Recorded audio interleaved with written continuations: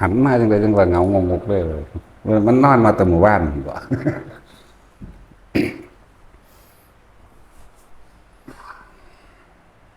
เสียงมันคือกล่องแต่ละมียินอยู่ว่าทางคนข้างหลังยินอยู่ดอกเนาะพวกเฮานั้นแค่บ่ต่างกันจากเศษฝุ่นที่ไหลไปตามกระแสลมที่มันพัดไปเด้เมื่อลมหยุดเมื่อไหร่เฮาก็ตกลงสู่พื้นดินเมื่อนั้นแหละคือตายเนาะเห็นบ่จังว่าพากันมั่วเมาอิหยังกันแท้จังปล่อยใจทรงใจไปกับความอยากได้อยากดีอยากมีอยากรวยอยากเป็นนั่นนี่อยู่ตลอดและเบิดลมน้ำใดพวกเจ้าก็ตกลงสู่พื้นดินเด้อทุกอย่างบ่มีอหย่างจีรังอย่างยืนดอกบ่มีอหย่างคงทีเฮานี่เป็นดุจดังว่าเศษฝุ่น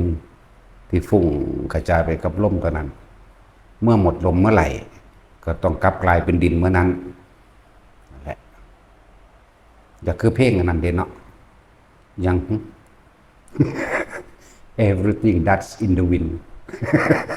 เห็นปะว่าฝรั่งก็เป็นได้แท็กซี่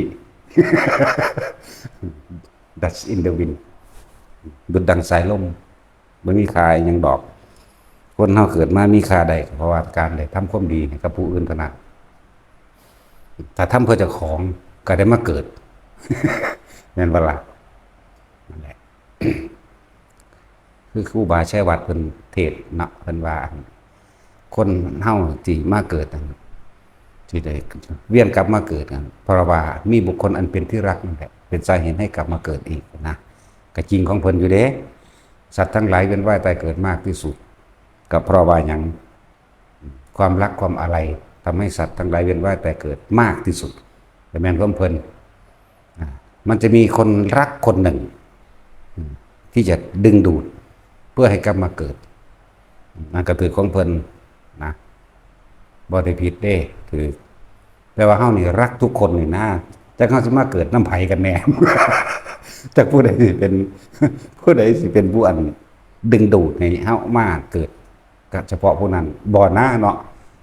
รักทุกคนเสมอกันทั้งมนุษย์และอมนุษย์ทั้งหลายมันสั้นแหละบ่เคยสั่งไผดอกมักเบิดบ่เลือกผู้หญิงผู้ชายทั้งมนุษย์และอมนุษย์พร้อมจักบ่อมนุษย์สัตว์เดรัจฉานเทวดาหมื้นี้เด็กอมนุษย์บ่สิว่าหยังกับมนุษย์แต่ว่าเฮาอันบ่แม่นว่าคนผู้ใดผู้หนึ่งสิดึงเฮามาเกิดได้เด้ก็บ่ฮู้ว่าไผดึงคือกันเพราะว่ามักเบิด เนาะตาจุยนี่ก็ฮักเขาคือเก่าแท็กซี่มื้อนี้พอได้ด่า ฮักตาสินหลายก็หมู่พอถึงด่าดูก็หมู่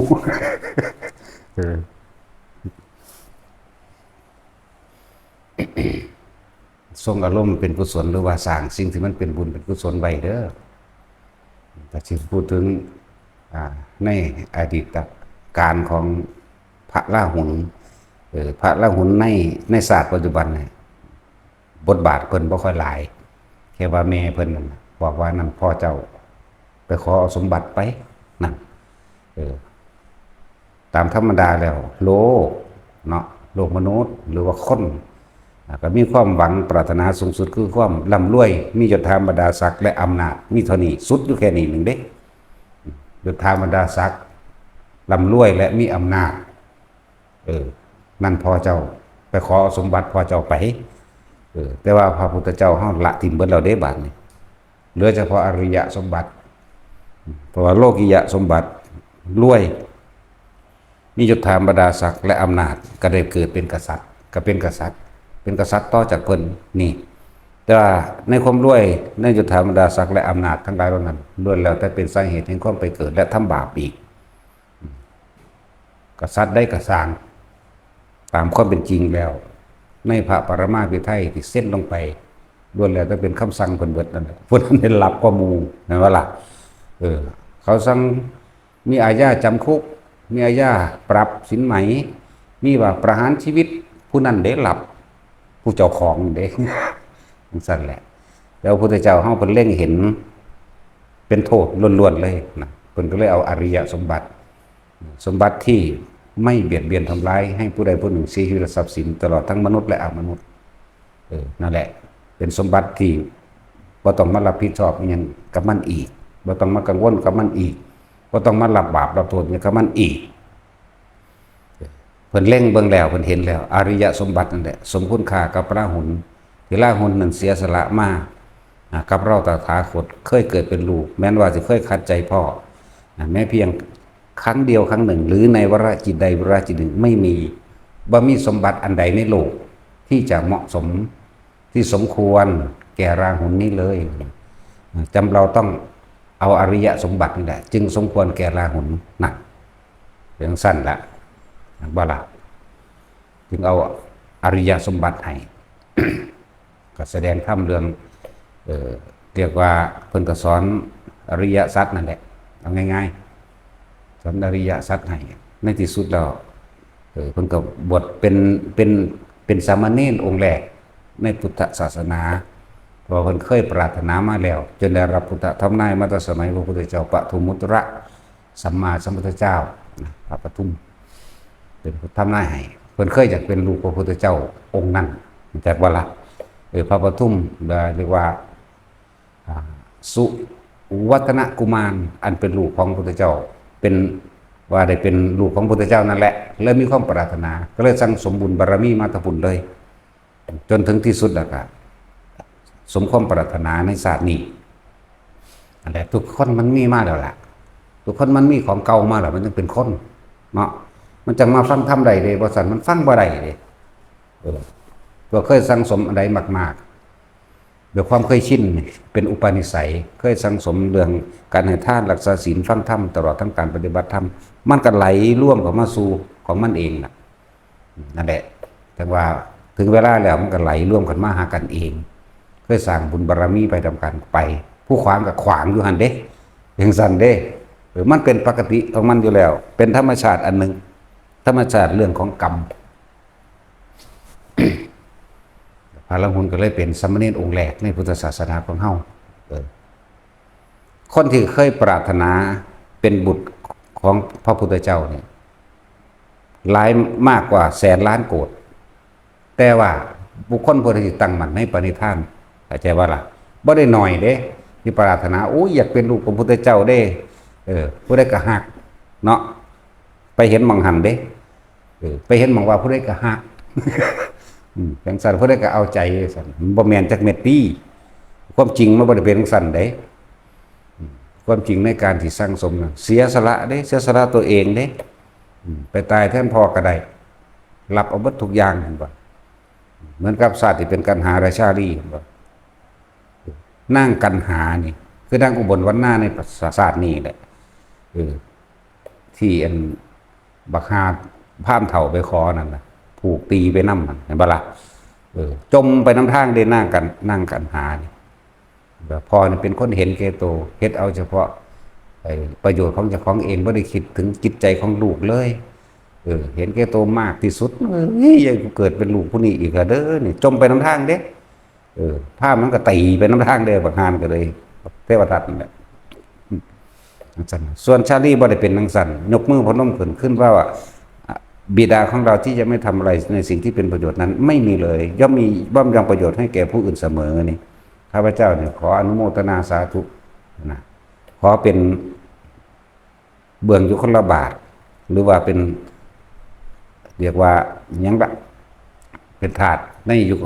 คนละบาททุกชาติไปจนกว่าจะถึงที่สุดนะนั่นแหละนี่แหละจังว่ามาสรุปร่วมลงแล้วเนี่ยจังกันกองเลยเหลือผู้เดียวจริงๆว่าแมนแค่ว่าเพิ่นปรารถนามาผู้เดียวเลยบักหลายเห็นว่าล่ะแต่จึงบอกว่าทุกคนสั่งสมไปเถอะเมื่อถึงเวลาเต็มแล้วมันบ่อยากได้ก็ได้บ่อยากเป็นก็เป็นทั้งสั้นแล้ว ส่วนนางอุบลวรรณาก็ผัดไปบ่ได้มาเกิดเป็นลูกคนนี้มาละและอาสนกรรมเก่าก็ยังให้ผลตอนบรรลุอรหันต์แล้วก็ยังถือหลานจันทกุมารเป็นผู้ข่มขืนพร้อมบรรลุอรหันต์เลยได้นี่ทั้งสั้นแล้วเรื่องของกรรมอันนี้จันทกุมารก็ถือแผ่นดินสูบไปเลยสัก คำว่าหลานกับพี่น้องกันนั่นแหละเกิดพร้อมกันนั่นแหละแต่อยู่ในฐานะว่าเป็นหลานผู้นี้เป็นหน้าผู้นั้นเป็นลูกเอื้อยก็สิมีลูกหลายคนอยู่ตัวเนาะสมมุติว่าลูก7คนจังซี่ผู้นั้นเป็นลูกเอื้อยผู้ที่1ผู้นี้เป็น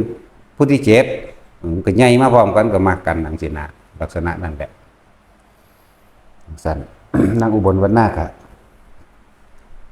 ได้ไปเกิดเป็นลูกเศรษฐีผู้อื่นนั่นแหละส่วนพระราหุลก็ได้มาเกิดเป็นลูกพระพุทธเจ้าเฮานี่แหละสุดท้ายก็ได้สมความมุ่งมา่ปรารถนาเป็นผู้มีความการศึกษามากโอ้ยแต่มือเพิ่นบวชที่แรกว่าธรรมดาเด้หลังจากพระพุทธเจ้าเรียกว่านำทางเอาอริยสมบัติให้บวชตะกี้เพิ่นบ่ได้ให้อยู่นำกันเด้ว่ามีเน้นอันนี้เด้บวชแล้วก็บ่มีผู้ใดหัวซ่าเพิ่นเด้อยู่โดยลำพังตนเองอยู่โดยบ่มีใครเอาใจได้นั่นน่ะพอหาหม้องนอนก็บ่ได้เลยไปนอนในสวนมันบ่ล่ะใช่ล่ะไปนอนในสวนมันบ่มีหม้องนอนเลยซั่น อุปชฌาย์เพิ่นกับภาษาลิบุตรอุปชฌาย์พระราหุลนอนในสวนพุทธเจ้าตื่นขึ้นในตี3ตี4ก็เพิ่นสิเข้าห้องน้ำที่เพิ่นทางนี้เขายิน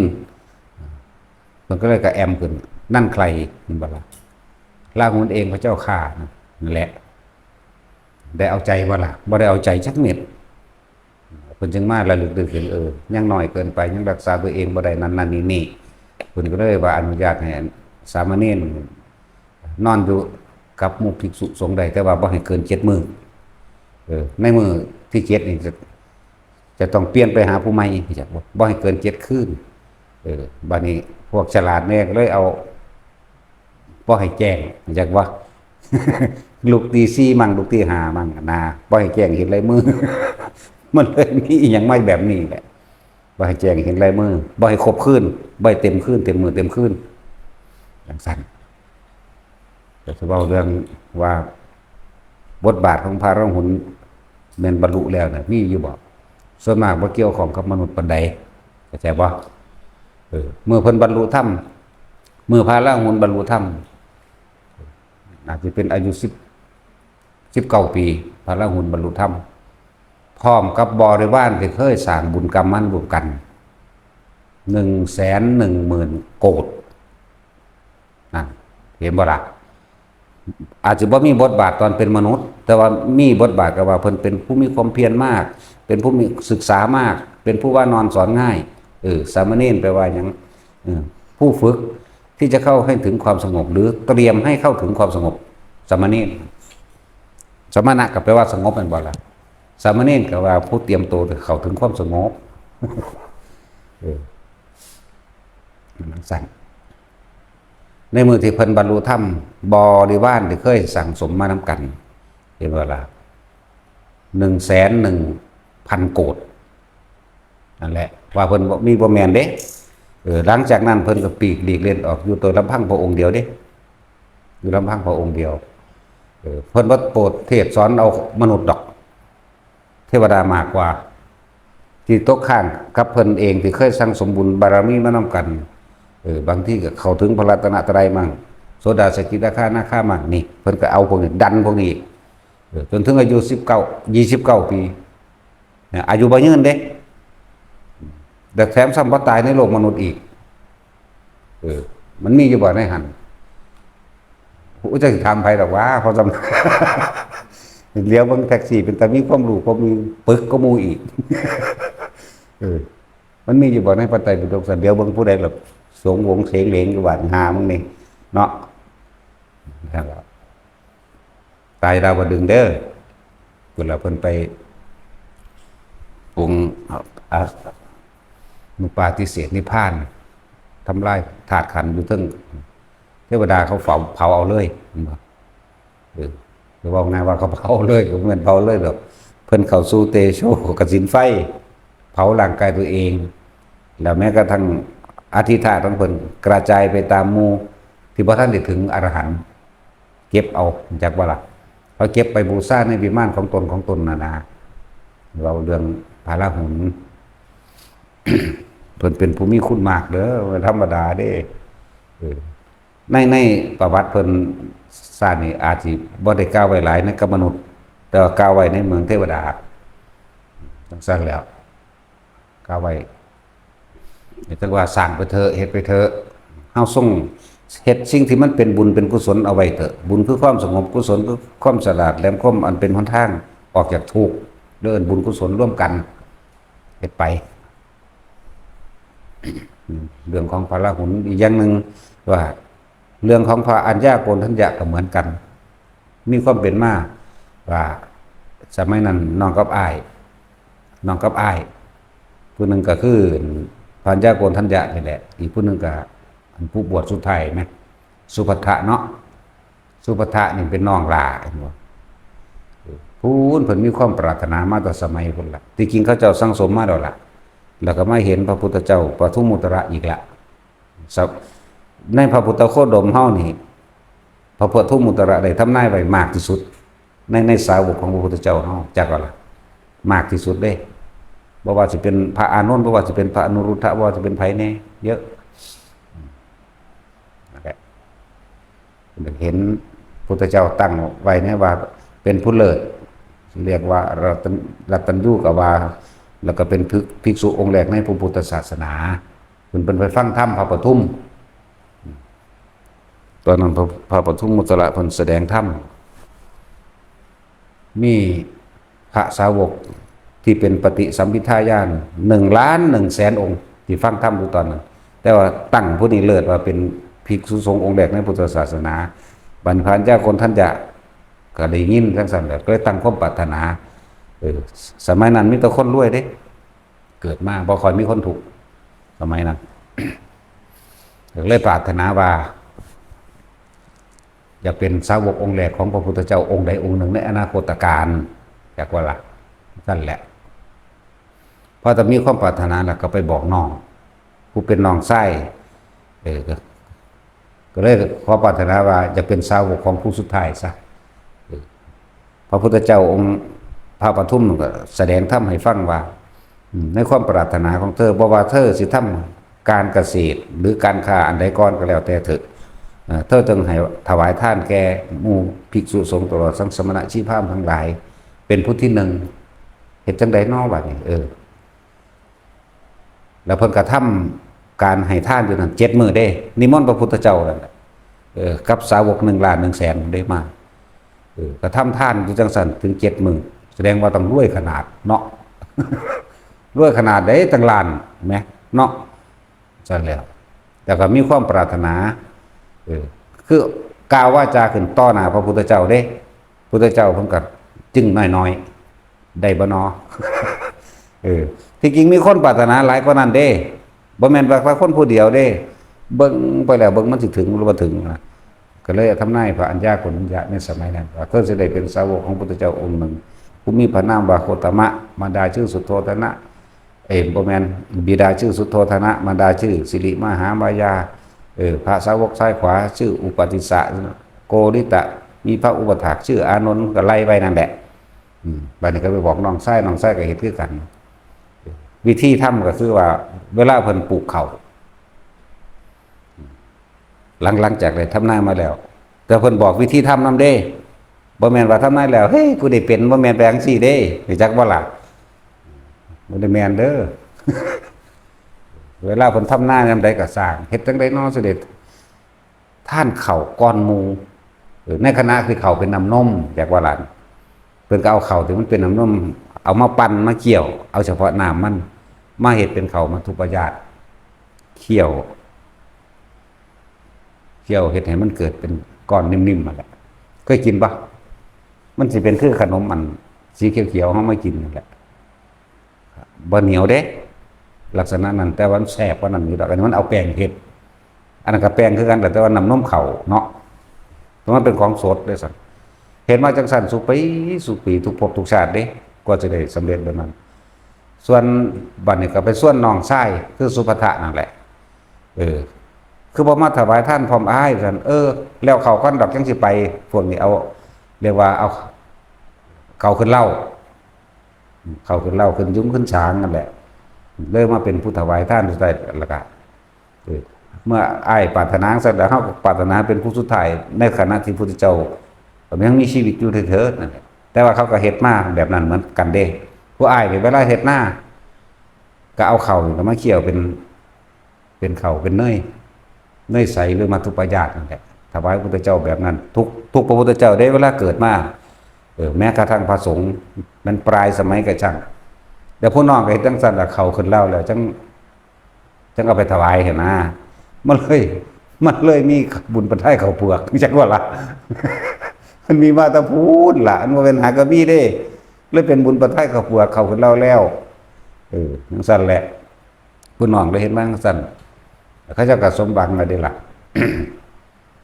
ตลอดเวลายังเพิ่นก็ว่าไปตั้งแต่บำเพ็ญเพียรมา1 อสงไ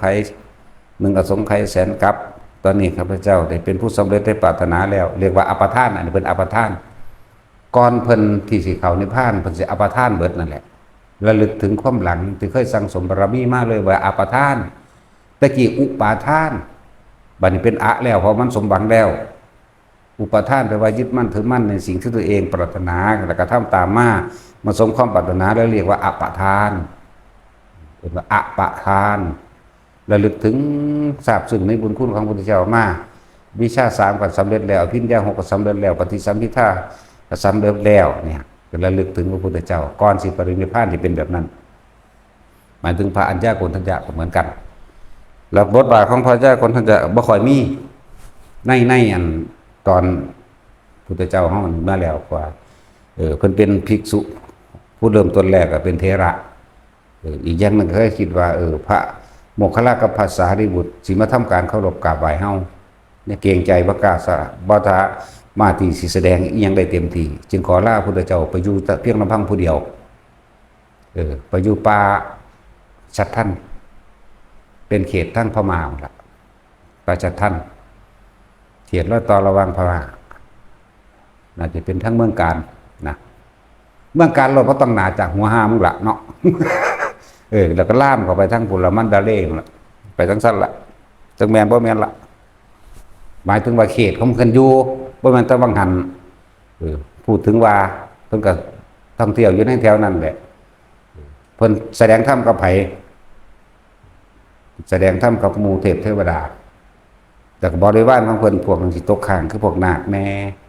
พวกลุกขะเทวดาแน่พวกพุ่มเทวดาแน่แล้วก็อากาศเทวดาที่เคยบำเพ็ญมานำกันแล้วก็บ่ค่อยมีความข้องเกี่ยวข้องกับมนุษย์มากปานใดในศาสตร์นี้แต่ว่าศาสตร์อื่นๆมีมาอยู่แต่ว่าพวกสิตกข้างไปเป็นนาคเพิ่นก็สั่งสอนหมู่นาคเป็นสุดไปเด้แล้วกับเดรัจฉานเด้เนี่ยเพิ่นก็สิมีวิธีของเพิ่นตัวเฮาบ่จักคือเพิ่น จังซั่นแหละกันเทวดาพุ่มเทวดาลุกขะเทวดาแล้วก็มีสร้างพระเจ้าสร้างจัดท่านเป็นผู้อุปถากพระเจ้าสร้างอัน เวลาไปบิณฑบาตนั้นมีมากก็สร้างอะไรเป็นผู้อุปถากเวลาต้มน้ำร้อนก็มีได้สร้างก็เก่งด้วยเนาะสร้างก็เก่งได้เฮ็ดจังได๋เอาต้มน้ำร้อนเอาไฟจวดไปจูดเอาบ่ ของสร้างมันใหญ่น้ำเก่าขอนใหม่แห้งๆเลยจะถูกันถูแล้วก็ใบไม้มะพร้าวแล้วก็ถูแล้วก็เป่าไฟขึ้นบ่ล่ะไฟก็ติดปึ๊บของสร้างเนาะมันก็เอาขอนใหม่บักใหญ่แล้วมาสุมไฟเบิ่มขึ้นต้มแบบไรเอากิ่งก้อนหินมาพิ้งกันครับอันกองไฟนั่นไว้ได้ความร้อนแล้วเอาง่วงมัดใส่กับขอนมันกึ่งลงน้ำมันก็ขึ้นแล้วล่ะแล้วก็ไปนิมนต์ให้เพิ่นไปสงน้ำต้มน้ำร้อนให้อาบแล้วฉลาดเด้มันธรรมดามีความฉลาดของสร้างรู้จังสั่นเฮ็ดอยู่จังสั่นอุปถากอยู่จังสั่นเวลายอมผ่ายอมจังสิก็ไปขุดเอาดินนั่นแหละดินสีแดงๆนั่นน่ะนั่นแหละเป็นหยังพม่าคือจังมีผ่าออกสีเปลือกมังคุดออกสีแดงๆของเพิ่นบ่ไปหาอันปั๊มต้นไม้ไสไว้มายอมผ่าเป็นบ่ล่ะก็สร้างแล้วก็ขวดเอาดิน แล้วมาตีใส่น้ำให้จักว่าล่ะดินแดงนี่เนี่ยจังมีผ่าออกมาสีคำแดงๆสังเกตรถพม่านะสั่นล่ะพระพม่า ผ่าเขาจะเป็นผ่าแบบนั้นแหละสีออกสีแดงๆหรือเปลือกมังคุดเนาะบัดนี้ก็เอาผ่าน่ะไปซักไปย้อมก็ได้มาแบบนั้นก็ใส่แบบนั้นมาเลยมาเท่าเดี๋ยวนี้เดี๋ยวลูกศิษย์อันพระอัญญาโกณฑัญญะแล้วพวกพม่าน่ะ หลายมันเป็นเขตของเพิ่นเพิ่นก็ท่องเที่ยวอยู่ในเขตพม่านั่นแหละหลายอยู่หรอกแล้วแต่เพิ่นสิไปไสละบาดสิตายนี่พี่บาดนี้เห็นว่าขนาดพระอรหันต์ยังตายผู้เดียวบ่มีไผไปเผาสร้างอะไรเผาแม่นว่าล่ะบ่ได้ยากคือคนพวกนี้เด้คนพวกนี้โอ้ยย่านไทบ้านไว้เผานำโอ้ก็เงิดหลายสิตายบ่แห้งแล้วยังยากน้ำยันบ่มีญาติมาบ่มีคนมางานศพอยากอายคนอยู่โอ้ยพวกบ่มีสมองเนาะ พวกบ่มีสมองพวกบ่มีอีหยังเลย แล้วตายบ่แห้งแล้วจะไปคิดยากอยู่ว่าญาติเขาบ่มาเผาอย่าบ่มีผู้เผาซั่นอุ้ยสักอีแมงเป็นหยังให้มันเน่าอยู่หั่นเนาะให้เขาเหม็นอยู่หั่นโลดไปจัง จังซั่นแล้ว เวลาเพิ่นตายเพิ่นสิไปยุดเพิ่นหันหน้าไปทางพระพุทธเจ้าหันหน้าไปทางพระพุทธเจ้าลำพึงแล้วก็อัปทานเห็นบ่อัปทานตั้งแต่สมัยแรกเดิมนั้นที่ทำอันนี้เฮาได้มาจากไสนอผู้ใดนอเป็นผู้พาเฮาเฮ็ดเริ่มสังสมก่อสร้างบารมีระลึกลงไปก็ไปคิดถึงพระพุทธเจ้านี่พาเฮ็ดหมายถึงพระพุทธเจ้าโคดมเฮานี่เด้แต่ว่าสมัยนั้นพระพุทธเจ้าเฮาเสวยชาติเป็นโพธิสัตว์อยู่มีพระนามว่าจังสี่เฮาได้เริ่มก่อการกุศลสร้างสังสมบารมีมากขนาดนั้นจนได้รับพุทธธรรมนายจากพระพุทธเจ้าปทุมมุตระสัมมาสัมพุทธเจ้าแล้วก็ไหลมาเรื่อยจนถึงที่สุดบัดนี้เราได้สมหวังแล้วเห็นบ่ได้กิจในพุทธศาสนาสิ้นแล้วไม่มีอย่างอื่นบัดนี้ไม่มีพบอีกก็ว่าคือกันนั่นแหละอายะมันติมาชาตินัตติธานิปุณพโบติชาตินี้เป็นชาติสุดท้ายแห่งเราแล้วบัดนี้ไม่มีพบอีกความสมปรารถนาแห่งเราแม้นภาคแห่งวิชา3แม้นภาคแห่งอภิญญา6ตลอดปฏิสัมพิทัพปัตโตสัมพิทายานเราก็ได้สำเร็จแล้วเลยก็ออกไปทำความเคารพกราบไหว้พุทธเจ้าก่อนได้ก่อนสิปรินิพพานกับเหมือนกันพุทธเจ้าบอกเธอจงแสดงธรรมให้พวกน้องๆได้ดูเถิดแสดงเบิดเปลือกคือกันนั่นแหละเฮ็ดไปเบิดนั่นแหละนอนเอาหัวหนุนดวงอาทิตย์เอาตีนไปใกล้ดวงจันทร์จังสิเฮ็ดไปเบิดอะไรเฮ็ดทุกแบบมันแหละแต่จะเอาเรื่องฤทธิ์เด่นๆแล้วเฮ็ดบ่เป็นดอกเฮา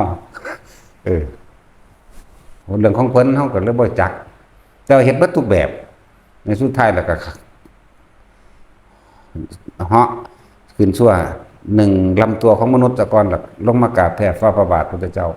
2ลำตัวของมนุษย์3ลำตัวมนุษย์4 5 6 7ถึง7ลำตัวของมนุษย์แล้วก็ถามว่าเธอที่จับพระนิพพานที่ไหนบอกอยู่หน้าถ้ำพระจัตทันเจ้าข้านั่นแหละแล้วก็เธอจงสั่งสอนหมู่น้องๆเป็นครั้งสุดท้ายเถิดแสดงถ้ำอีกเมื่อแสดงถ้ำแล้วก็ค่อยเคลื่อนไปเด้ค่อยเคลื่อนลอยตัวออกไปจะไปหาล่างมนุษย์อยู่ผมที่ยืนลำพึ่งจากว่ายืนลำพึ่งอันเขาเห็นลำพึ่งแบบนี้แต่ที่จริงเป็นแบบนี้เป็นเหตุแบบนี้นั่นแหละปัจจุบันว่าเขากับซักจึกลงหน้ากับงุบลงดินแน่พระอรหันต์ขัดรุ่นนั่นไหมเนาะตายยังบ่มีผู้ใดไปเผาอยากก็บ่ได้คิดอยากเนื้อว่าอยากอายคนกันคนมางานศพก็สั่นแล้วก็สร้างนั่นแหละทำชาปนกิจสร้างแต่เป็นผู้เผาเองแล้วก็พระอธิษฐานของคนต่างๆก็แตกกระจายเป็นทิศต่างๆมูเทวดานำไปหมักนาคนำไปนั่นหลายอย่างระดับที่เข้าไปนำไปมีจึงบอกว่าคนเฮาบ่ทันตายจะห่วงจะว่าเจ้าของตายแล้วสิบ่มีไผไปเผาสิบ่มีญาติมาเนาะโอ้ยเนาะ กูจักเนาแมงอยู่ขับถีบนี่เด้เนาะสั่นแล้วนั่นแหละขึ้นอยู่กับการสั่งสมเด้อผู้ใดก็ดีแม้นบ่จักเป็นก็เป็นแต่มันสั่งสมถึงขีดจับมันแล้ว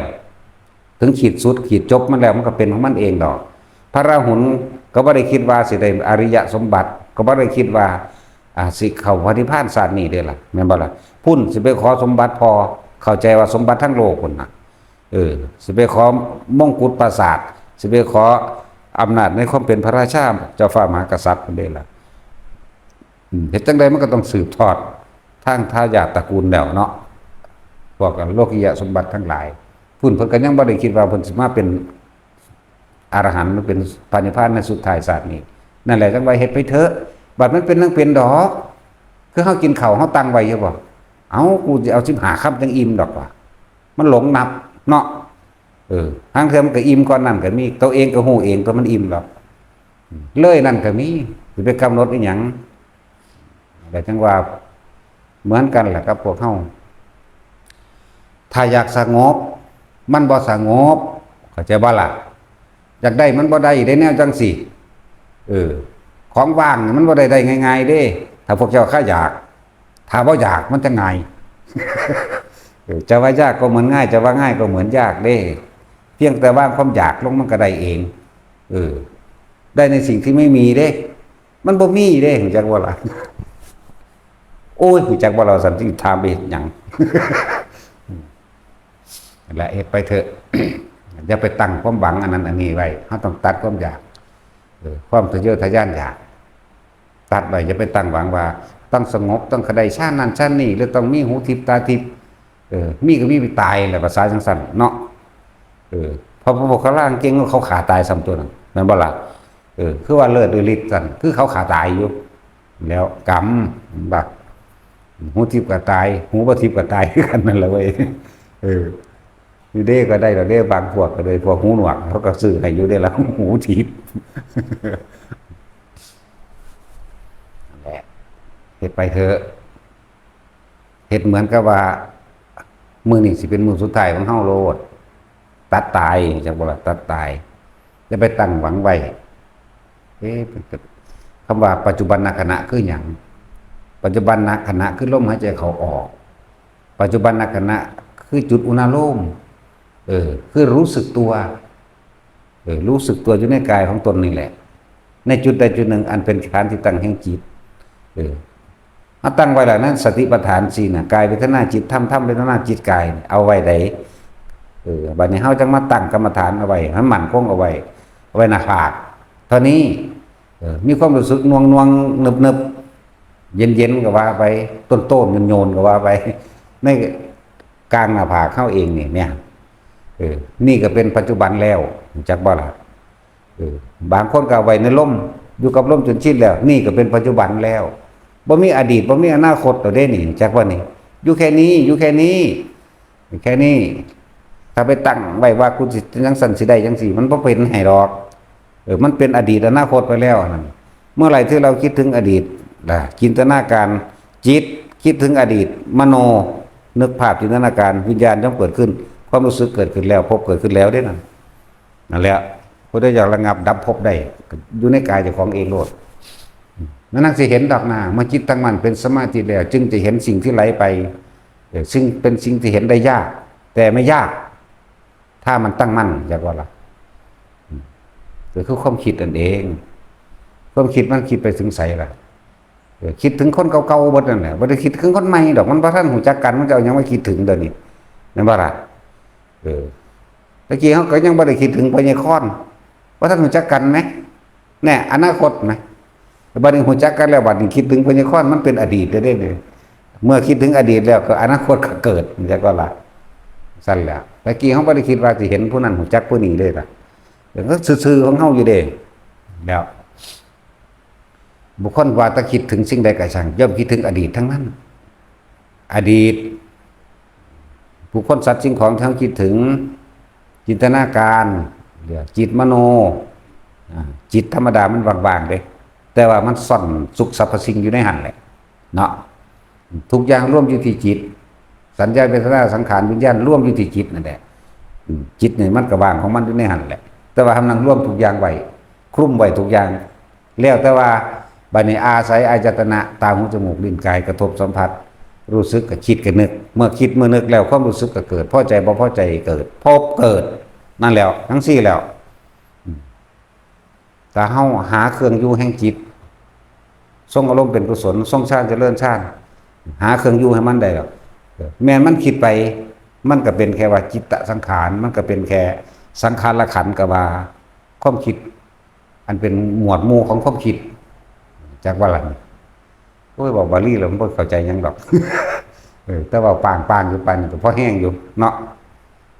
นั่นแหละแม้นมันสิพุทธขึ้นมาเรื่องใดก็สร้างเฮาบ่ปรุงแต่งต่อเฮาก็รู้ซื่อๆมันมีอยู่แล้ว คือสัญญาเข้าใจว่าสัญญาที่หลวงตาเพิ่นเน้นให้อยู่เรื่องนึงอยู่นะสัญญานั่นละเอียดก็สังขารเด้ว่าซั่นโอ้แต่กับแม่นของเพิ่นนั่นแหละเฮาบ่เถียงจักเม็ดเลยอันแนวจังซี่สัญญาเอามึงคิดถึงเฮือนมึงดูซั่นแม่นอีหลีแต่คิดถึงแฮงแล้วถ้าบ่คิดต่อเด้สังขารก็เกิดบ่ได้เนาะนั่นแล้วก็อาศัยสัญญานี่เด้ก็ทุกคนก็เกิดมาจากอดีตเกิดมาจากสัญญาเบิดนั่นแหละนั่นบ่ซั่นสัตว์ทั้งหลายเวียนว่ายตายเกิดมากที่สุดความรักความอะไรเอาหยังมาจากความรักความอะไรก็สัญญาตัวเนาะสั่นตัวความจำได้ไหมลูก จำในรูปในรสในกลิ่นเสียงจำในเวทนาจำในสัญญาจำในสังขารจำในวิญญาณคือความรู้สึกนี่มันก็เลยเอื่นว่าใจกับว่าจิตกับว่าจิตมโนวิญญาณกันเนื่องกันอยู่ในอันเดียวกันนี่แหละเป็นสั้นแต่มันทำงานแล้วมันกับมโนโดนแล้วแต่มันทำงานแล้วก็วิญญาณเกิดมันก็พบเกิดถึงตัวมันบ่ละเหตุใดเฮาสิหยุดได้หยุดคิดมันเลยเป็นจิตว่างๆเลยเป็นจิตจะเป็นจิตก็เลยเป็นผู้รู้กับจิตได้เป็นอันเดียวกันนี่รู้สึกโตนี่ก็เอาละแม่นเรื่องอื่นๆสิมันสิพุทธขึ้นมันบ่พุทธขึ้นตาเฮาเห็นเขาย่างไปเว้ากันเรื่องนั้นเรื่องนี้เฮาบ่นำเรื่องของเขามาคิดเฮาก็รู้ซื่อๆได้ล่ะเห็นบ่ล่ะก็ทั้งสั้นล่ะมันอีหยังเกิดขึ้นได้มันไม่แนวเกิดได้แต่เฮาบ่ไปน้อมเข้ามาเฮาไปทอดสะพานแห่งความคิดเฮาไปดึงมันเข้ามาเองจากบ่ล่ะเฮาไปเอาหลอดไปต่อเอามาซื่อๆเรียกว่าทอดสะพานแห่งความคิดให้มันไหลเข้ามาหยังเจ้าของได้เป็นผู้ไปดึงเข้ามาเองทั้งที่สรรพสิ่งทุกอย่างมันมีอยู่แล้วของมันเห็นบ่ล่ะเฮาเป็นผู้คิดให้มันเป็นอยากได้แบบนั้นอยากเป็นแบบนี้เองอยากให้ผู้อื่นเป็นแบบนั้นแบบนั้นนะอยากกูอยากได้อันนี้เด้นั่นไประบาดจังซั่นแล้วนั่นแหละแต่ของเกิดแต่รู้จักในปัจจุบันขณะที่เขาคุยกันเรื่องนั้นเรื่องนี้เฮาก็รู้ว่าเขาคุยกันเรื่องใดแต่ว่าเฮาบ่ไปยืนยันตัดสินในผิดในถูกในดีในเลวจากบ่นี่ในบุญในบาปบ่ไปยืนยันตัดสินอีหยังเห็นซื่อๆรู้ซื่อๆก็ว่าแต่วิธีมันก็บอกทุกซุมื้อเนาะบางคนก็อยู่ในสติหรือปัจจุบันหรือรู้สึกตัวบางคนก็อยู่ในลมหายใจตลอดบางคนก็อยู่อุณาโลมบางเทื่อมันก็เลื่อนขึ้นกลางหัวมั่งความรู้สึกนุบนาบอยู่บนหัวนั่นน่ะจักบ่ได้นี่นุบนาบ ภาษานี่มันยากอยู่เด้แต่ว่าความรู้สึกมันบอกได้เด้ความรู้สึกอันนั้นแหละบางคนก็บอกเป็นภาษาเนาะว่าเป็นตึงๆมั่งเป็นฮัดมั่งหน้าหยาๆช้าๆบางคนก็ว่าไปเนาะบางคนก็ว่าเป็นนุ่งๆบางคนก็ว่าเย็นๆโอ้ยสารพัดลองเบิ่งเด้อเอามือจุ่มน้ำร้อนลองเบิ่งดูสิว่าภาษาใดร้อนเหมือนกันนี่แหล้วเนาะบางคนก็บ่ได้เป่งคำว่าร้อนโอ้ยแม่นว่าซั่นบางคนก็ว่าโอ้ยร้อนตัวนี้บางคนก็โอ้ยไปเลยบางคนก็ด่าไปเลย ก็ความรู้สึกผู้นั้นสัมผัสเองเป็นเองร้อนเองความรู้สึกอันเดียวกันนั่นแหละภาคของจริงก็เป็นสั้นแต่ว่าภาคภาษาจะสิว่ากันไปสารพัด สะสมไปเถอะยังก็ดีพระอัญญาโกณทัญญะพูนก้อนหน้าสิได้รับจะทำนายเป็นเฮ็ดมากับพระพุทธเจ้าเฮามาพอแห้งแล้วเด้ศาสตร์มันได้พากันเกิดเป็นหยังแน่ล่ะชื่อบ่ได้แล้ว แต่ว่าศาสตร์นั้นพระพุทธเจ้าเฮาเกิดเป็นหยังเอาเกิดกับพระพุทธเจ้าปทุมนี่เอาจักว่าล่ะเป็นราชสีห์แน่เห็นบ่นั่นเป็นราชสีห์เด้สิงโตพระพุทธเจ้าเข้าสู่สมาบัติพระองค์นั้นเรียกว่ารักษาความปลอดภัยไปถวายรักษาความปลอดภัยที่จริงบ่หาแต่รักษาเพิ่นก็ได้ดอก เนาะแท็กซี่ว่าบ่เพื่อรักษาตัวเพิ่นเองบ่แห้งเอาล่ะแต่ว่านี่หมายคือว่าเฮาเข้าไปขอทำคุณงามความดีกับเพิ่นมาเกิดเป็นเครื่องประดับของเฮาเองเนาะและอยู่7มื้อเมื่อพระองค์ออกจากสมาบัติห้องกู้ขึ้นอ้อมทุกทิศนั่นแหละพระพุทธเจ้าเล่งเบิ่งแล้วอ๋อต่อไปราชสีห์นี่สิได้เป็นพระพุทธเจ้าองค์หนึ่งแน่จังซั่นแล้วและยังก็บ่เที่ยงเนาะอย่าคิดว่ายิ่งใหญ่เด้หลายคนวาดภาพจินตนาการในคำว่าพระโพธิสัตว์ ต้องเป็นกษัตริย์นักรบต้องเป็นพระราชาต้องยิ่งใหญ่ต้องมีอำนาจนั่นวะโอ้ยเป็นแต่แนวอันแต่ละตนเป็นสัตว์เดรัจฉานกันหลายในบ้านเป็นมหาทุกตะกันหลายภพหลายศาสตร์ดีแน่ก็เป็นฤาษีชีไพเป็นพระราชาก็ถือเขาขาธรรมดาวะเป็นแต่เรื่องสั้นเด็กอย่าไปคิดเลยบางชาติก็เกิดเป็นปลาดุกเห็นบ่นะเป็นปลาดุกกับนั่งพิมพ์ผ้ากับเป็นปลาดุกคือกันนั่งพิมพ์ผ้าเพิ่นท้องบัดนี้คิดเบิ่งเด้อปลาดุกมันมีแต่ไข่ลูกนั่งพิมพ์ผ้าสิหลายปานใดในภพนั้นชาตินั้นจักสิลูกหลายปานใดเอาจังซั่นแหละในภพนั้นชาตินั้นได้ลูกอยู่120,000 คนแต่ว่าสัตว์ป่านั่นแหละเฮาเอิ้นว่าคนนั่นแหละลูกเขาเจ้าหลายขนาดนั้นแหละเอาก็บ่แม่นว่าซั่นก็ธรรมดานั่นแหละซั่นแหละว่าสิได้จังก็บ่ได้ดอกแต่สิ้นแล้วท้องแกมีการแพ้ท้องเด้คือคนนั่นแหละจะกินยาแพทย์อ่อนๆบัดนี้ยาแพทย์อ่อนๆผู้มันก็ไปเกิดอยู่หม่องน้ำตื้นๆเพิ่นก็ด้นไปไปหาให้เมียกินก็ไปหาคาบเอายาแพทย์อ่อนๆกะว่าได้ปุ่มนึงพอดีเต็มปากกำลังสิมาแล้วค้นหาปลานี่ซ่อมซักหางพอดีเลยดิ้นหลุดออกมาได้แว่งไปเครื่องนึงบ่ละเฝ้าแต่ว่าโดยความคิดถึงเมียหอดเมียเฝ้าเอาหญ้ามาให้เมียกินบ่ละแต่ว่าเอาหางนี่บังไว้บังตอบังนั่นบังนี่ไว้เรื่อยๆทั้งสั้นแหละแต่เราก็บ่เราหลุดพ้นสายตาแต่เบิ่งแล้วโอ้ยเลิกเกิดสำนึกได้เฮานี่เห็นแก่ได้เห็นแก่อยากเห็นแก่กินเนาะเกือบว่าสวามีนี่เอาชีวิตมาบ่รอดเนาะก็ขอโทษกันทั้งสั้นแล้วแม่เพิ่นเกิดเป็นเดรัจฉานก็เป็นเมื่อถึงสิเว้าซ่านมันเป็นงัวตัวเนาะชาติแรกที่ชาติอันที่ว่าอันนั่นน่ะที่เคยเกิดเรียกว่าผู้ลังกาอย่างนี้แหละเรื่องเกี่ยวเนื่องมานี่แหละมันผู้ลังกาลังเกินนี่แหละแล้วเป็นงัวน่ะเป็นราชสีห์มันเป็นอีเห็นบ่แล้วก็เป็นไก่เนาะแล้วผู้หนึ่งก็เป็นคนนายพรานภาษีเป็นนายพรานไล่ยิงกันมานี่จังซี่แล้วยายว่าถ้ายิงใหญ่หลายเกิดเป็นปลาช่อนมั่งเห็นบ่ปลาช่อนใส่สัจจะกริยาเฮ็ดให้ฝนตกซั่นเป็นปูก็เป็นเด้แต่ที่เล็กกว่าอันนกเขมรนี่บ่มีแต่เล็กสุดเท่ากับนกเขมรใหญ่สุดก็คือเท่ากับช้างเท่านี้เกิดเป็นสร้างกับหลายภพหลายศาสตร์เกิดเป็นม้าเกิดเป็นม้าเกิดเป็นช้างเกิดงัวควายโอ้ยสารพัดเด้อพวกเจ้ากว่าสิได้มาเป็นพระพุทธเจ้ากว่าสินำคำสอนมาให้พวกเฮานี่แหมพวกเฮาคิดยังออกบ่เดินนี่ที่บอกมานี่พวกเฮามันแค่ว่าอมเข้าไว้อยู่รูนึงเด้มรรคผลนิพพานนี่จักบ่นี่ยังตัวผมเบาไม่แดกลงในหัวข้อให้เอาเนาะว่าหนำใจก็ว่าตีนแดกอมเข้าไปจุลูนี่คือเพราะว่ากันสแตกแดกเข้าไปแน่ภาษาอยู่กับลมหายใจเนี่ยมันง่ายคักแล้วเนาะเพิ่นเองน่ะเสียสละมากขนาดใดกว่าจะได้ตรัสรู้มันเป็นของยากคือหยังไงเด้กว่าสิได้เป็นพระพุทธเจ้ามาแต่ละองค์เอานี่เว้าเรื่องเพิ่นเสด็จลงจากดาวดึงส์นี่คนที่ปรารถนาเป็นพระพุทธเจ้าตลอดแม้ที่สุดมดแดงที่จะไม่ปรารถนาเป็นพระพุทธเจ้าไม่มีเลยนี่แหมนั่นแล้วบาดเพิ่นเว้าต่อไปแม้18 ล้านโกฏที่จะผ่านเข้ามาได้เพียงหนึ่งก็ยังยากมันแม่นของเพิ่นเด้จังซั่นแล้วผู้ใดสิกล้าเอาชีวิตเจ้าของไปแลกเนาะจังแล้วบางชาติเกิดเป็นลูกเศรษฐีออกบวช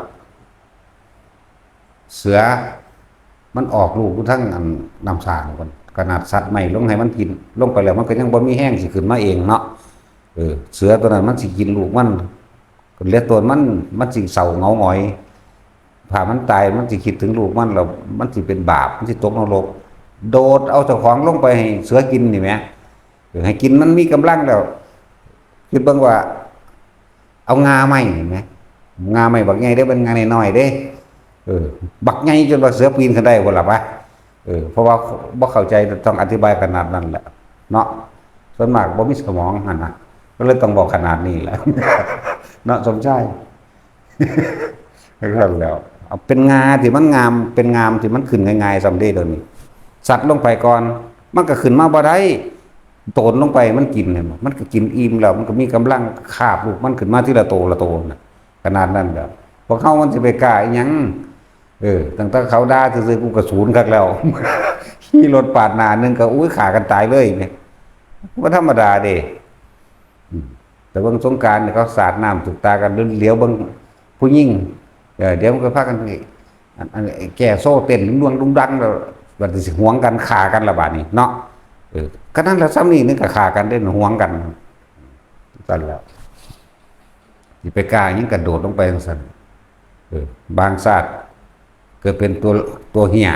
ตัวแล่นใหญ่ฤาษีบำเพ็ญเพียรอยู่ในอันเพิ่นออกจากไอ้ชาญมาแล้วแล่นกับกองไฟเอาร่างกายเจ้าของเป็นท่านทั้งสั้นแล้วเป็นไก่เขาได้ศาสตร์ที่เขาอันบอกเรื่องดาวไก่น้อยมันบ่แม่นเด้อบ่ได้เกี่ยวกันก็แต่งในท่านใส่ซื่อๆบ่ได้ไปเกิดเป็นดาวไก่น้อยเด้อันละท่านไก่เนื้อ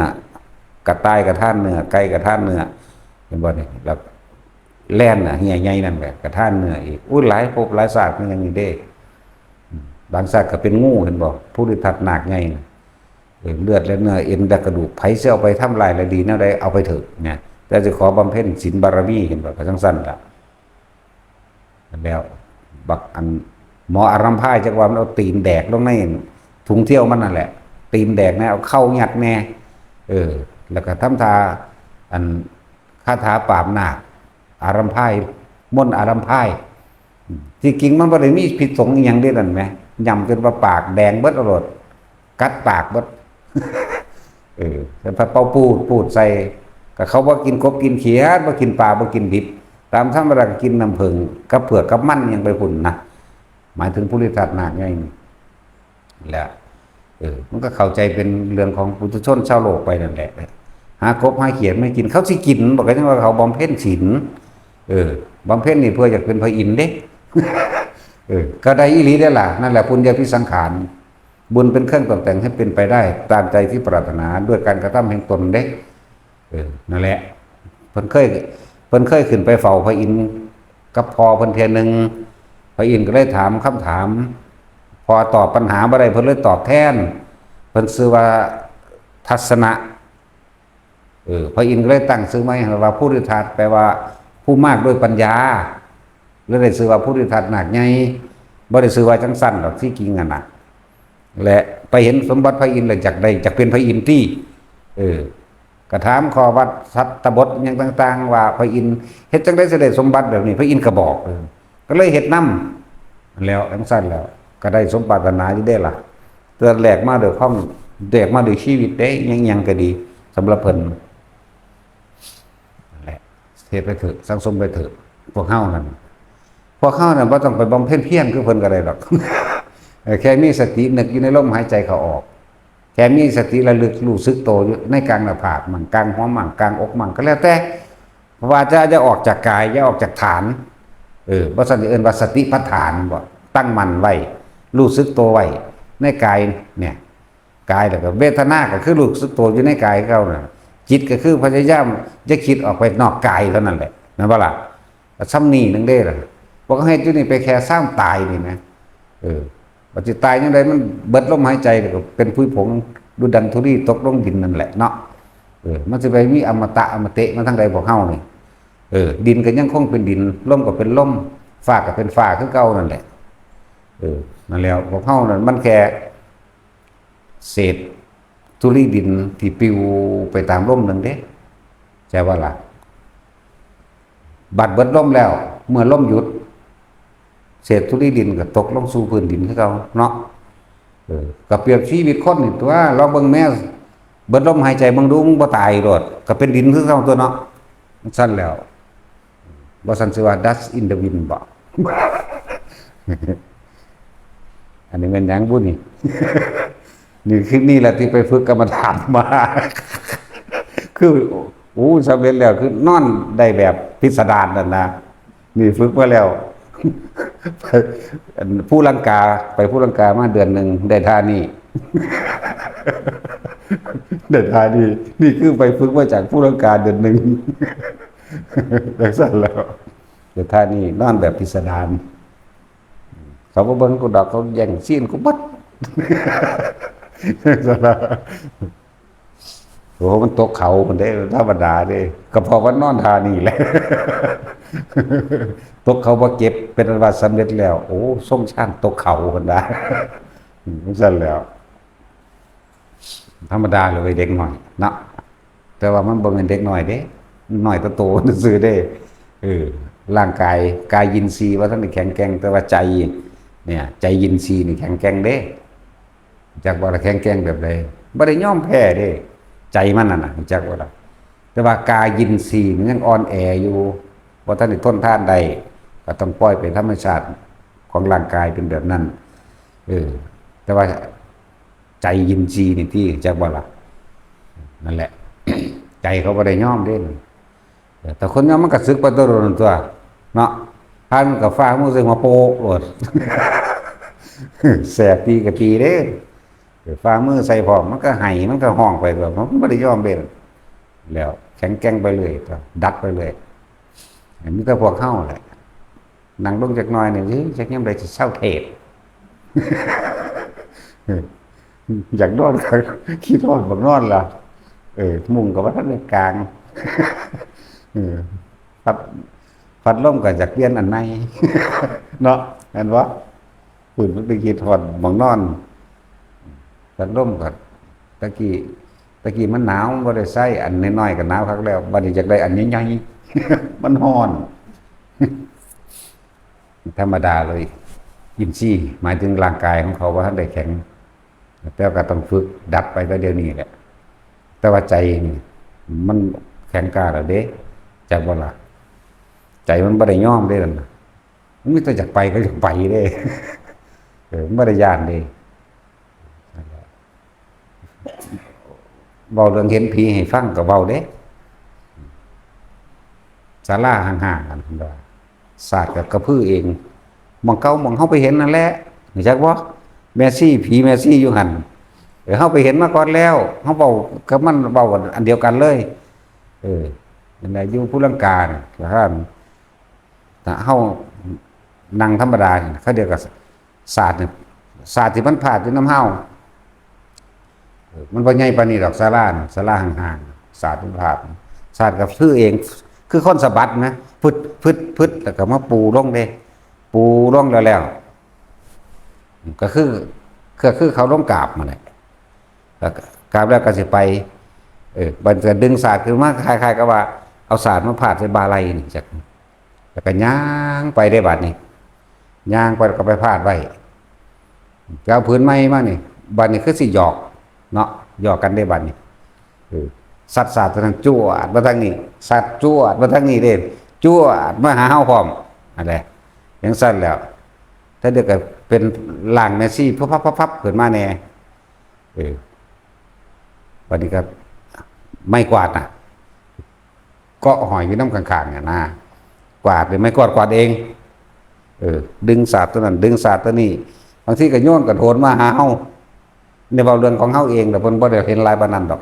เพิ่นก็เห็นอยู่ศาสตร์มันพื้เองผู้พับเรื่องเพิ่นเบา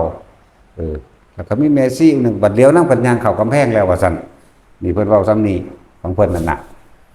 เจ้าผู้เดียวนั่นแหละ ก็ของเฮาเห็นมาก่อนเอาให้หลายกว่านั้นเลยเว้าได้หลายยอกว่านี่เอาไม้กวาดดแล้วก็เอาทั้งเทื่อกับกิ่งกระโถนมาหาเฮากาเขาให้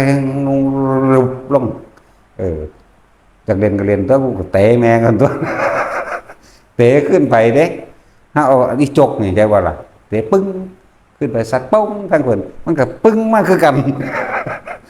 หยอกกันดีคือกันมาเล่นกีฬาเตะฟุตบอลเตะไปเตะมาจังหั่นเลยห่วยอีหานี่มึงสิอยู่บ่อยู่เท่านั้นตัวบัดนี้ ไปบักใหญ่เลยเสียงสังกะสีเวลาเพิ่นสิไปสังกะสีทั้งเรื่องเคร่งทีเดียวเงียบกึบเลยนั่นแหละก็เอาบวกไม้มาอีกไปคนละมือหยอกกันมีเด็กน้อยพร้อมเด้อีกแอกมาแล้ว2 คนมีเด็กน้อยกับมีผู้เฒ่าคนหนึ่งเด็กน้อยมาหยอกกันก่อนเด็กน้อยมาแล่นหยอกกันนี่หันแหละอีกแอกมันธรรมดาเด้เวลามันสากกันแขนรุดเด้เด้อเด็กน้อยมันหยอกกันมันมาตีกันให้เบิ่งซ้ำนี่แหละสากแขนกันปึ๊บแขนรุดออกมาเด้มันหลอกเฮาล่ะบ่จริงมันหลอกเฮาบ่มีหมู่มันยันเฮาเหงาซากแขนหลุดออกมาบางทีก็ยังอยู่ข้างแขนเด็กตบหัวหนึ่งหัวก็หลุดออกมา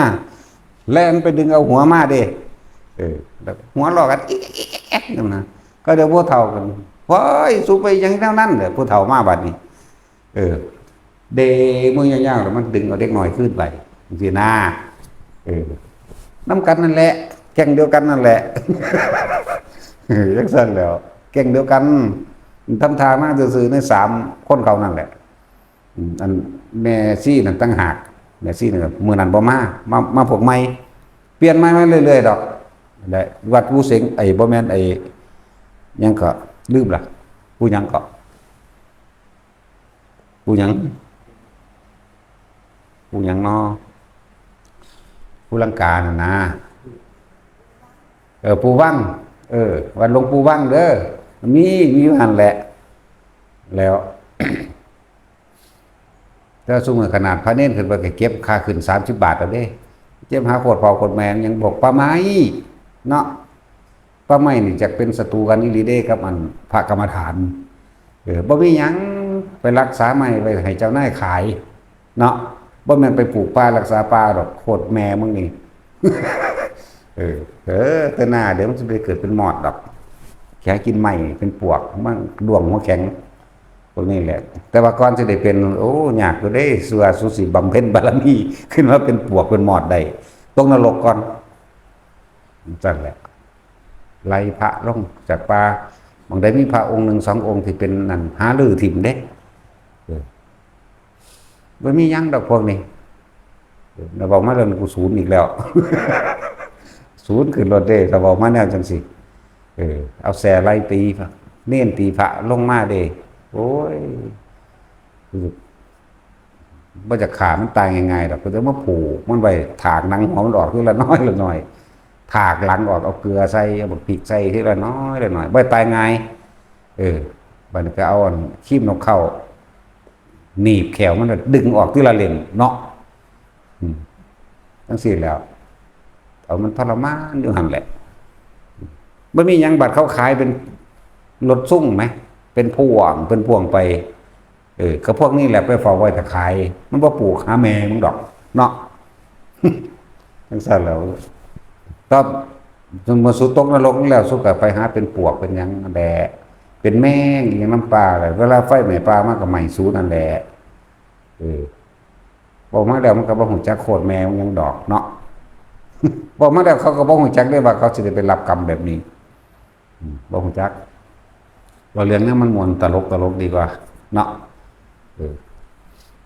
ออกจากนั้นทำบ่ได้เลิกดอกทำอยู่หั่นก็ดีทำพ่อซ้อจิตตัวนี่ดอก มันทำดอกอันลังมือก็เป็นพวกงูมาเว้าเรื่องอันผู้ลังกาเด้อบ่ทันออกจากผู้ลังกายังเว้าอยู่มันจังม่วนอันลังมือเสียงมันอยู่ทั้งเทิงหมดเด้เสียงคือคนจะอันพดใหม่ยาวๆใหญ่ๆนี่แหมคือว่าเอาแกงงาใหม่เนาะแกงงาใหม่ขาบลงมาเด้บัดนี้เฮานั่งมันเป็นมันสิว่าทำก็บ่ว่าเป็นชะโงกหินไปไกลๆแล้วนอกก็มาน่ะนะเลิ่นบ่ทำซื่อๆดอกบัดนี้ก็ย่อยโตลงมาตาพุ่นเด้อย่อยลงมาได้บักใหญ่เด้สัมปตานเด้ทั้งแดงบักใหญ่กลางคืนนี่แหละแต่ว่ามันเดี๋ยวเห็นชัดเจนดีบักใหญ่ดำเหลื่อมๆด้วยล่ะดำแบบนิ่มๆเลยล่ะ หน่วยงูธรรมดานี่แหละเป็นหัวงูธรรมดาแล้วบ่แม่นคือพญานาคอย่างที่เขาเขียนไว้ในโบสถ์เด้บ่แม่นแบบในโบสถ์เขามาแต่งเอาแต่เป็นธรรมดาหน่วยลงมาจากทั้งสูงเฮานั่งอยู่สี่ที่มันลงมาหนาเฮานี่ดอกแต่ว่ามันใหญ่เฮ็ดลิ้นแลบแลบอยากกินขี้หมาได้บ่เฮ็ดลิ้นแลบมันเออแล้วก็ฮ่าๆใส่เฮาคือเก่านั่นแหละอันน้อยก็อยู่สกลอยู่อันอยู่สกลนี่ซ้ำเสานี่นึงซ้ำเสานี่คนก็บ่รู้จักบ่เห็นซ้ำทั้งสีรุ่นน้อยนะซ้ำอันทั้งสีที่โอเอรุ่นน้อยที่มะลิหนาใหญ่มันเอาไว้รองพื้นนั่นแหละรองพื้นหนามันแหละบ่แม่นทั้งสีใหญ่ทั้งสีรุ่นน้อยเห็นอันอยู่สกลอยู่ผู้ลังกาบักให้ปานกกตาลหมดเบิ่มากแต่ลิ้นก็ย่วยลงไปมันก็ป้ายพุ่นมันไปทางหน้าพุ่นเด้เสื้อว่าที่สุดถึงว่ามันก็จาก100 เมตรบ่ความยาวมันย่วยลงมันสะท้อนกันกับแสงดาวนะอีเกิงกับเพราะท่านได้เต็มดวงหรืออีเกิงกับแค่เสียวๆมันนี่แหละแต่ว่ามันเห็นชัดป้ายแล้วหางว่าไงเป๊ะลงหน้าหางกันเลยแบบว่ามันลดลงมาหางมันปุ๊ลงหน้าแล้วก็ป้ายเฮ็ดซ้ำนั่นแหละแต่ละมือกันเลยซ้ำนั่นแหละไม่แต่พอเข้าไปเห็นเป็นยังไงล่ะนี่ว่าต้องพูดถึงตาสินแต่คนหน่อยแลนมีผ้าหนาเนี่ยกับพ่อแห้งแล้วคนน้อยหนึ่งเด้ว่าคืบเดียวนี่แหละคืบเดียวนี่เป็นคนอิลีนี่เด้ในน้อยเด้แล่นไปทั้งสี่นะแล้วก็นั่งธรรมดาเนี่ยบ่แม่นนั่งสมาธิบ่แม่นหลับตานั่งอยู่ก้อนหินก็เอาขาสั้นไว้ซื่อๆนะนั่งเทนึงไหม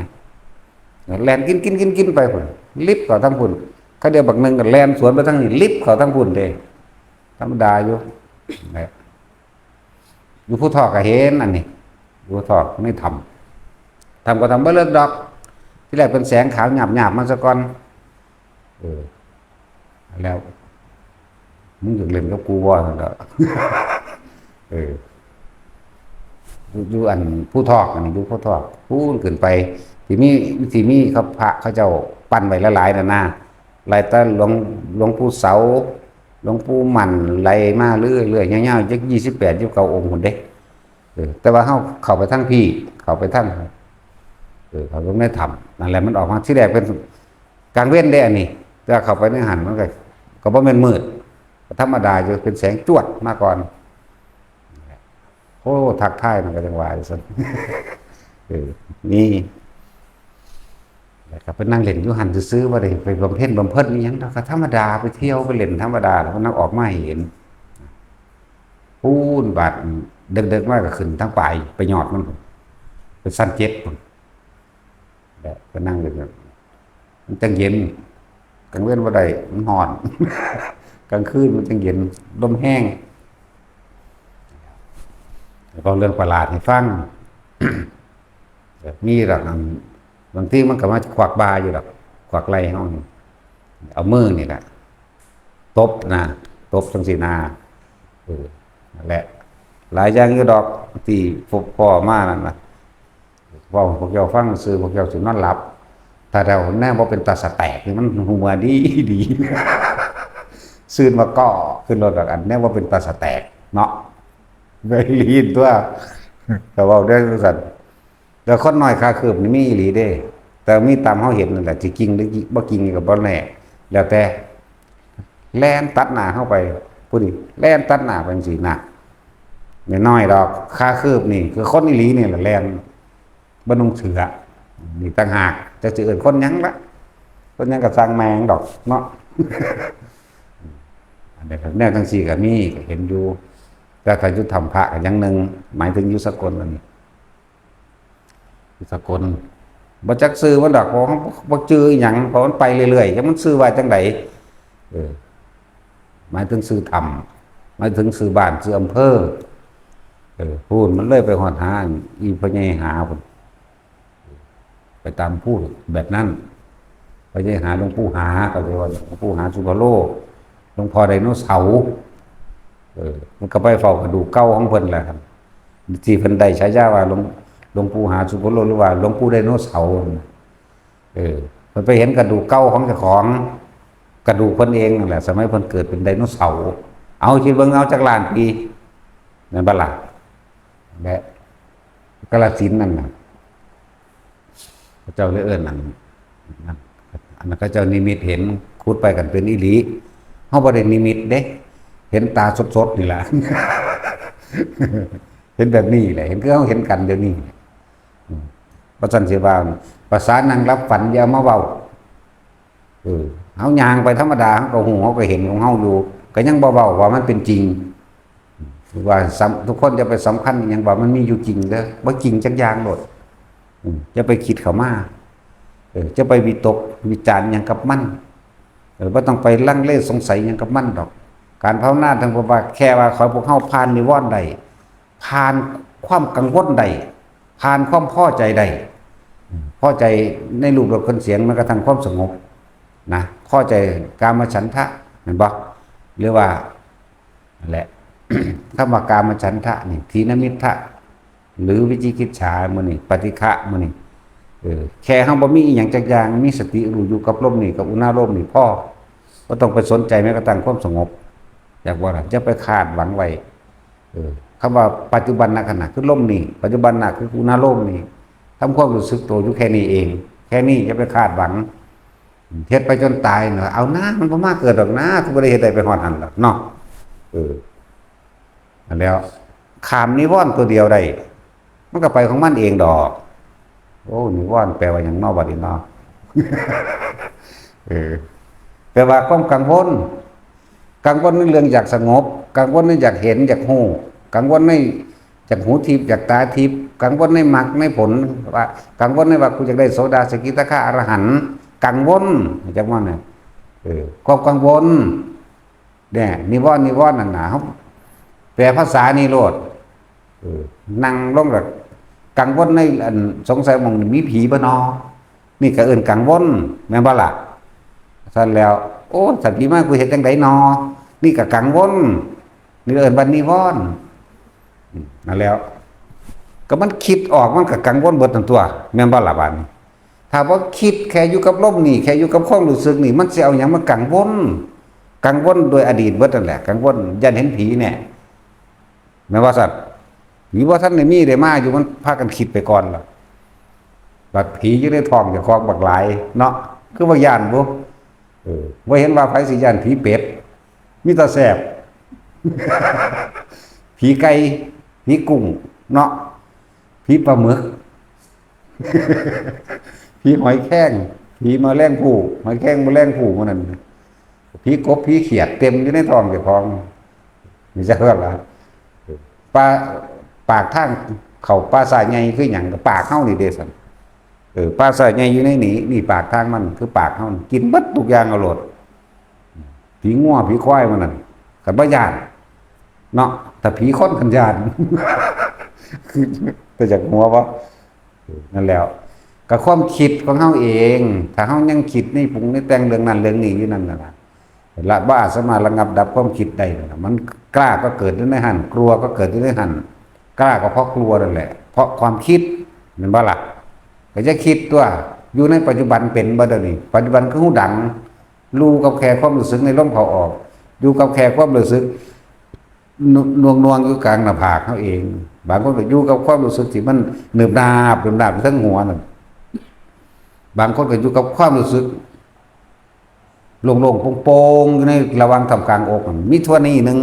นี่แหละเรียกว่าปัจจุบันแล้วเรียกว่าสติแล้วเพราะว่าเฮาบ่คิดคนเฮาคิดคิดอดีตเบิด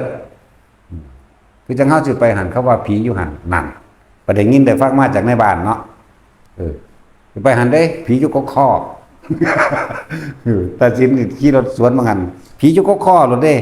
มันคิดปึ้งขึ้นมารถเด้อันความทรงจำอันนั้นเนาะเป็นว่าตัดสินเท่าเดี๋ยวนี้ได้นี่เนี่ยคือเขาว่าผีอยู่ก็ข้อรถขี่รถมานี่ตอนอยู่ในบ้านว่าท่านเป็นหยังพอตะขี่รถออกมาเอาสุดวิทย์บ้านนั่นแหละผีอยู่ก็ข้อรถนั่นแหละเป็นนักสันอีหลีได้นั่นนะแล้วเอิ้นว่าคิดถึงอดีตลองอยู่กับลมดูมันอดีตบ่มีอนาคตบ่มีแต่พอคิดถึงอดีตอนาคตก็เกิดบ่ได้แต่ปัจจุบันขณะลมเข้าลมออก ปัจจุบันนั่นขณะรู้สึกตัวลมเข้าลมออกนี่ก็ถูกเด้อรู้สึกตัวว่านิ่มๆลงๆกลางหน้าผากย่าออกจากฐานที่ตั้งแห่งจิตคือความรู้สึกโดยลมเข้าออกกับแม่นรู้สึกโดยเนืบหน้าบนหัวนี่กลางหน้าผากนี่ได้ทั้งนั้นนั่นแหละรู้แค่นี้เฮ็ดไปจนตายบ่ต้องย่านตายดอกตายแน่นอนอยู่แล้วหน้าไผก็เลยเนาะ ย่านแต่บ่ตายเร็วล่ะเฮานี่กูอยากอายุยืนจักบ่จักสิมึงอยากอายุยืนบ่เอา150 ปีพุ่นเด้อให้เขาเจาะข้อเจาะดังเวลาสิกินข้าวเด้อก็หยอดลง เอาแบบนั้นบ่กูคงอยากกูเฒ่าอยู่ตอนนี้กูกำลังพอดีหนุ่ม พอดีน่ารักซำนี้เนาะเอาสมาทาน